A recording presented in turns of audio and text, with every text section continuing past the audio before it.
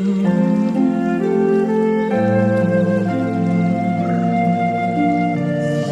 jemaat GKI Tegalrejo Salatiga.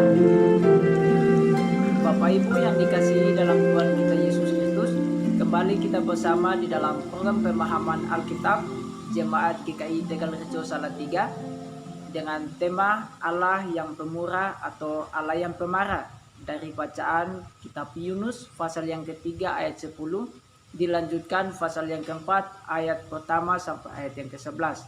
Sebelum kita memulainya, mari kita memohon tuntunan Roh Kudus dalam doa. Mari kita berdoa. Bapa di surga, Bapa yang maha murah dan makasih atas penyertaan yang begitu luar biasa di dalam hidup kami. Kami anak-anak-Mu datang dengan penuh ucapan syukur, karena pada sore yang indah ini kami akan berPA, dan kami yakin dan percaya apapun yang akan kami bahas akan menjadi pedoman di dalam hidup kami hari lepas hari. Di dalam nama Yesus Kristus kami datang dengan penuh ucapan syukur. Haleluya. Amin. Bacaan kita pada sore hari ini terambil di dalam kitab Yunus pasal yang ketiga ayat yang ke-10, disambung pasal yang keempat ayat yang pertama hingga ayat yang ke-11. Kitab Yunus pasal yang ketiga ayat 10 dan disambung dengan kitab Yunus pasal yang keempat ayat pertama hingga ayat yang ke-11. Ketika Allah melihat perbuatan mereka itu, yakni bagaimana mereka berbalik dari tingkah lakunya yang jahat, maka menyesallah Allah karena malapetaka yang telah dirancangkannya terhadap mereka, dan ia pun tidak jadi melakukannya. Tetapi hal itu sangat mengesalkan hati Yunus. Lalu marahlah ia dan berdoalah ia kepada Tuhan, katanya, "Ya Tuhan, bukankah telah kukatakan itu ketika aku masih di negeriku? Itulah sebabnya maka aku dahulu melarikan diri ke Tarsis, sebab aku tahu bahwa Engkaulah Allah yang pengasih dan penyayang, yang panjang sabar dan berlimpah kasih setia, serta yang menyesal karena malapetaka yang hendak didatangkannya. Jadi sekarang, ya Tuhan, cabutlah kiranya nyawaku, karena lebih baik aku mati daripada hidup." Tetapi firman Tuhan, "Layakkah engkau marah?" Yunus telah keluar meninggalkan kota itu dan tinggal di sebelah timurnya. Ia mendirikan di situ sebuah pondok, dan ia duduk di bawah naungannya, menantikan apa yang akan terjadi atas kota itu. Lalu atas penentuan Tuhan Allah, tumbuhlah sebatang pohon jarak melampaui kepala Yunus untuk menaunginya, agar ia terhibur daripada kekesalan hatinya. Yunus sangat bersuka cita karena pohon jarak itu. Tetapi keesokan harinya, ketika fajar menyingsing, atas penentuan Allah datanglah seekor ulat yang menggeret pohon jarak itu sehingga layu. Segera sesudah matahari terbit, maka atas penentuan Allah bertiuplah angin timur yang panas terik, sehingga sinar matahari menyakiti kepala Yunus. Lalu rebalah ia lesu dan berharap supaya mati, katanya, "Lebih baik aku mati daripada hidup." Tetapi berfirmanlah Allah kepada Yunus, "Layakkah engkau marah karena pohon jarak itu?" Jawabnya, "Selayaknya lah aku marah sampai mati." Lalu Allah berfirman, "Engkau sayang kepada pohon jarak itu, yang untuknya sedikit pun engkau tidak berjerih payah, dan yang tidak engkau tumbuhkan, yang tumbuh dalam satu malam dan binasa dalam satu malam pula. Bagaimana tidak aku akan sayang kepada Niniwe, kota yang besar itu, yang berpenduduk lebih dari 120.000 orang, yang semuanya tak tahu membedakan tangan kanan dari tangan kiri, dengan ternaknya yang banyak." Demikian firman Tuhan, dan Saudari Esther akan memberikan pengantar singkat bacaan kita pada sore hari ini. Oke, terima kasih Saudara Melban yang sudah memimpin kita dalam doa dan juga membacakan Alkitab bagi kita semua. Dan saya akan memberikan pengantar singkat tentang kitab Yunus. Kitab Yunus ini termasuk dalam kitab nabi-nabi kecil yang berupa sepenggal kisah singkat seorang tokoh yang bernama Yunus. Kisah ini masih terbuka dan tidak tahu bagaimana berakhirnya kisah ini. Apakah Yunus bertobat atau tidak? Yunus menerima panggilan pengutusan Allah yang mengabarkan seruan pertobatan kota besar yang bernama kota Niniwe. Kejahatan kota ini telah sampai kepada Allah. Yunus bukannya pergi ke Niniwe, melainkan ia melarikan diri menggunakan kapal ke Tarsis. Niniwe adalah daerah bangsa lain yang merupakan wilayah bangsa Asyur. Jadi, pengutusan Allah kepada Yunus pergi ke wilayah musuh. Yunus tidak setuju bahwa Allah mengasihi seluruh dunia, seluruh bangsa di dunia, dan tidak hanya bangsa Israel saja. Yunus memandang Israel sebagai umat yang eksklusif, umat pilihan Allah, maka rahmat Allah hanya layak bagi Israel dan tidak bagi bangsa yang lain. Yunus atas penentuan Allah dibuang ke laut dan ditelan oleh ikan besar.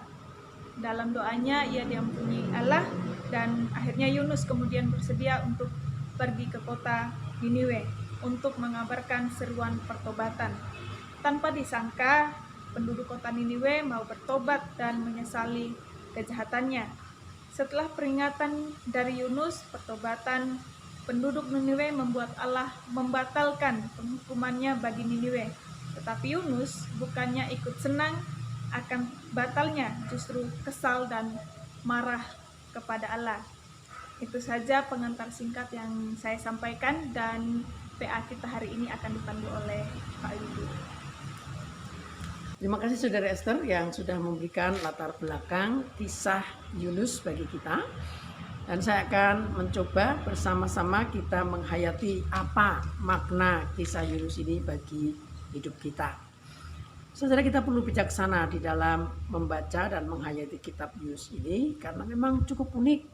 Kitab Yunus ini bukan sebuah kitab yang ditulis oleh sang nabi, tetapi sebuah kisah yang ditulis menceritakan tentang seorang tokoh yang bernama Yunus. Dan menurut para ahli dalam ilmu-ilmu modern, para ahli tafsir kitab, bahwa kitab Yunus ini ditulis bukan berdasarkan sebuah peristiwa historis. Memang ada saja orang yang beranggapan bahwa ini pasti historis, bersikeras, pasti sungguh-sungguh historis. Namun kita bisa melihat bahwa ada beberapa hal yang janggal dalam kisah Yunus ini. Ketika Yunus ditelan masuk ke dalam perut ikan besar, tidak diketahui perut ikan besar itu apa, apakah paus atau tidak, tetapi di dalam perut selama 3 hari tentunya ia sudah mengalami sebuah proses pencernaan dengan enzim-enzim yang ada, dan tentunya sewajarnya Yunus mati. Karena di dalam perut ikan pun selama 3 hari pasti dia tidak mampu untuk bernafas. Tetapi setelah 3 hari Yunus kemudian dimuntahkan, dikeluarkan lagi dari perut ikan menuju ke darat, dan tiba-tiba ia sudah berada di sekitar kota Niniwe, yang kalau kita cek di dalam peta Alkitab, kota Niniwe itu jaraknya cukup jauh dari pantai, lebih dari 250 km. Apakah Yunus dilontarkan sejauh itu sampai kepada kota Niniwe? Nah, kisah-kisah yang janggal ini tentu bisa saja kita pahami, oh Allah kan penuh mujizat.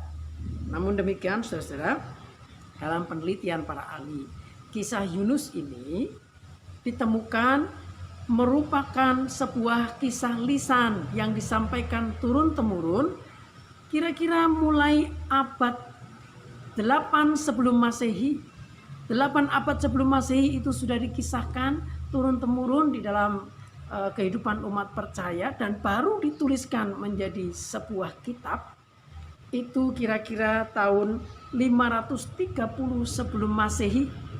Kira-kira pada saat itu bangsa Israel sedang berada dalam pembuangan. Nah saudara, lalu bagaimana kita menghayati kisah Yunus ini sebagai firman Tuhan yang berbicara bagi kita kalau ini bukan sebuah kisah historis? Alkitab tidak hanya menggunakan kisah historis, tetapi kisah-kisah teologis sebagaimana Tuhan Yesus sering menggunakan kisah perumpamaan, itu sungguh bermakna untuk kita hayati. Saudara, inti dari kisah Yunus ini sesungguhnya adalah sebuah pemahaman teologis yang penting yang ingin disampaikan.